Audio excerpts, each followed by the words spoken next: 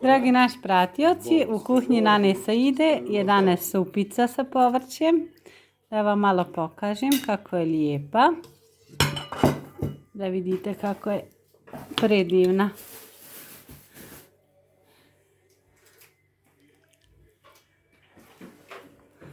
Ja neću mesa, znači samo povrće.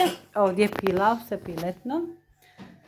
Gledajte kako je divno. I domaća pizza uz domaći sok. Šta ovdje ima? Nešto Nana sakrla.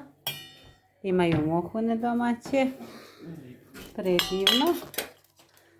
I kruheci, ovi Francoz, kako reče pravilno. Naša Nanca je bila vrijedna. Sad ćemo mi lijepo da ručamo. Eto, dragi naši. Hvala na pratnji, pratite nas i dalje.